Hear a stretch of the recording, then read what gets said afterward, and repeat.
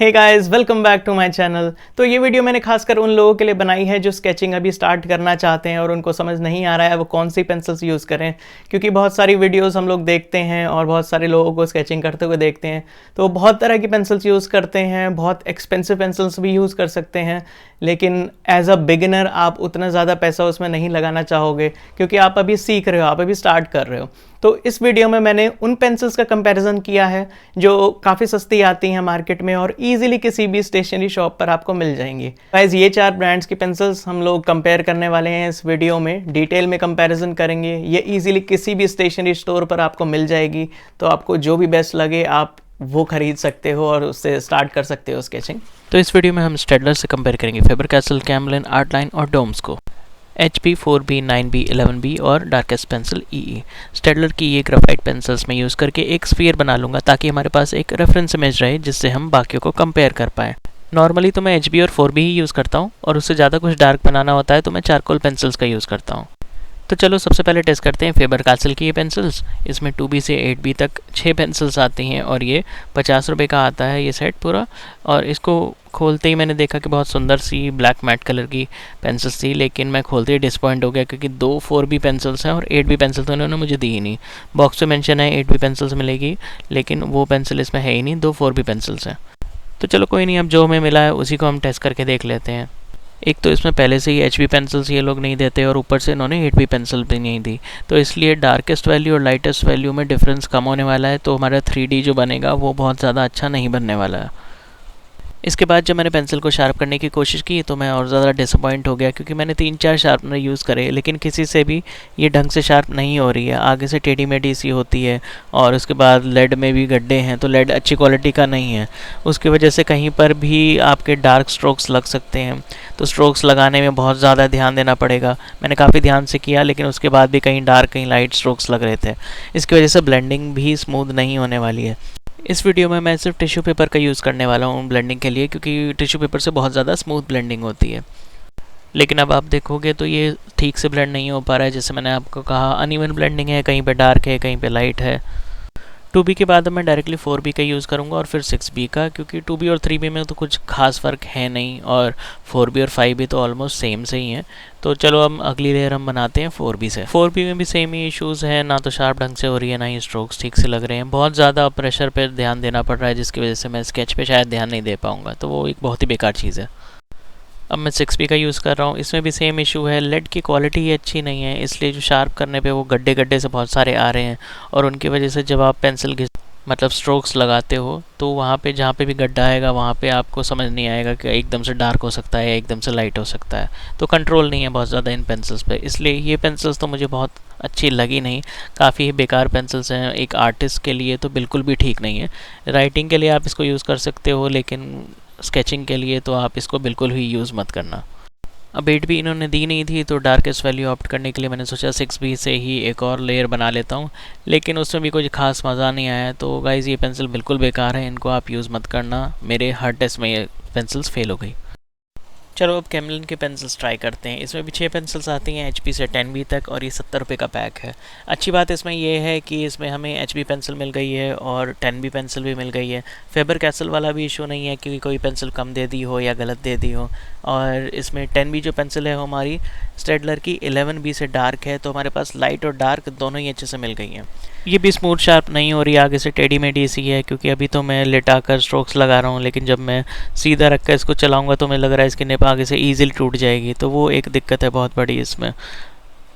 तो कैमलिन की पेंसिल्स की लेड की क्वालिटी भी बहुत खास नहीं है, लेकिन फिर भी ये फेबर कैसल से काफ़ी बेटर है। थोड़ा ध्यान से अगर मैं स्ट्रोक्स लगा रहा हूँ तो यूनिफॉर्म लग पा रहे हैं और मैंने ब्लेंड करके देखा तो ये काफ़ी अच्छे से ब्लेंड हुआ, काफ़ी ज़्यादा स्मूथ ब्लेंड हो गया।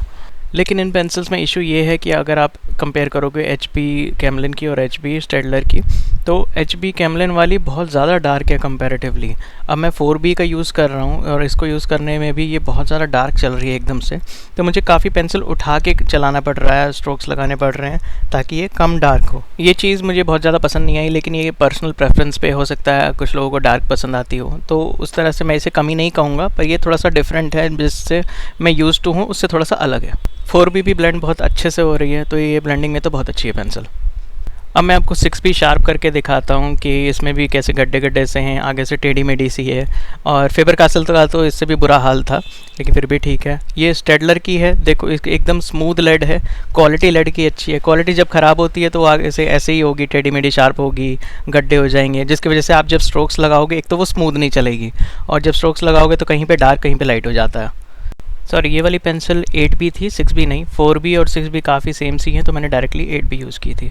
10B तो शार्प करते ही टूट रही है, 3-4 बार मैंने ट्राई कर लिया, हर बार इसकी आगे से लेड टूट जाती है।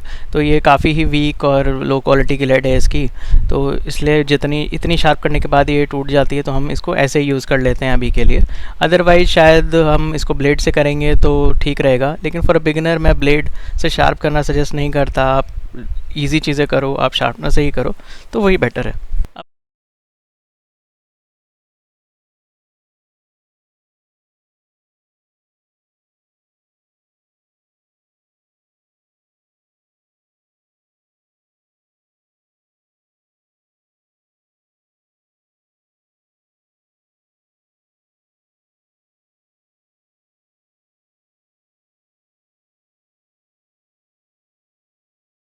बहुत ही अच्छी क्वालिटी का इसका लेड है, बहुत ही स्मूथ स्ट्रोक्स लग रहे थे और ब्लेंडिंग भी बहुत अच्छे से हो रही है। तो ये पेंसिल में मुझे ज़्यादा ध्यान नहीं देना पड़ रहा कि मुझे पेंसिल उठा के या गड़ा के चलानी है, एकदम कंफर्टेबली मैं चला रहा हूँ जैसे मैं स्टेडलर यूज़ करता हूँ।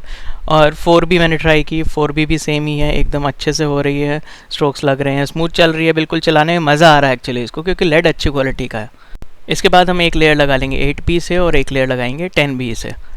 तो गाइज़ आप देखोगे अगर HB से 10B की तरफ आप जाओगे तो हर पेंसिल के ग्रेड में काफ़ी अच्छा खासा डिफरेंस है, जो बहुत ज़रूरी है। अदरवाइज़ क्या फ़ायदा है अगर आपकी 4B 6B एक जैसी दिखनी है जैसे कैमलिन में, या फिर 4B 5B एक जैसी दिख रही है फेबर कासल में, तो क्या ही यूज़ है उसका। तो ये पेंसिल का सेट बिल्कुल परफेक्ट है आपके स्टार्टिंग के लिए।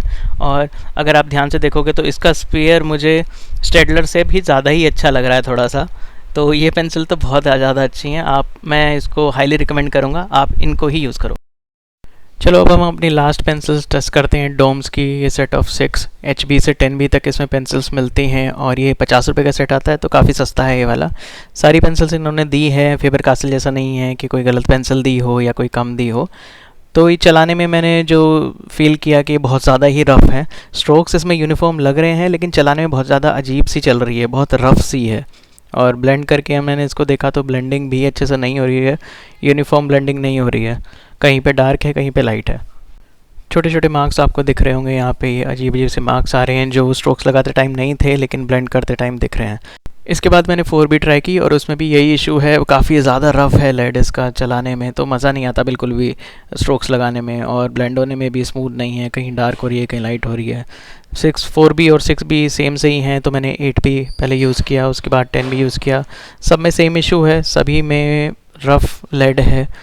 ऑल्दो ये शार्प करने पे टूटी नहीं है, लेकिन इसमें भी आगे बहुत सारे गड्ढे हैं, टेढ़ी मेढ़ी शार्प हो रही है। तो ये भी पेंसिल्स कुछ खास नहीं है, इनको भी मैं रिकमेंड नहीं करूँगा, ये भी मेजॉरिटी टेस्ट में फेल है। आर्ट लाइन ही मुझे बेस्ट लगी ये सब टेस्ट करने के बाद, तो आप इनको यूज़ कर सकते हो एज अ बिगिनर, ये बजट में भी आती हैं और अच्छी भी हैं। इस कंपैरिजन के बाद आपके दिमाग में सबसे बड़ा क्वेश्चन ये आया होगा कि अगर आर्ट लाइन और स्टेडलर दोनों सिमिलर से ही रिजल्ट्स दे रहे हैं तो हम क्यों आर्ट लाइन यूज़ ना करें, क्यों लोग स्टेडलर की इतनी महंगी पेंसिल्स यूज़ करते हैं। तो इसके लिए थोड़ा और टेस्टिंग करनी पड़ेगी, सिर्फ इन दोनों पेंसिल्स को कंपेयर करने के लिए थोड़ा और हम चीज़ें ट्राई करेंगे। नेक्स्ट वीडियो में उसको करते हैं, आप उस वीडियो को भी ज़रूर देखना। ये वीडियो पसंद आई हो तो लाइक ज़रूर करना और फॉलो करना मत भूलना। मैं आपसे मिलता हूँ नेक्स्ट वीडियो में।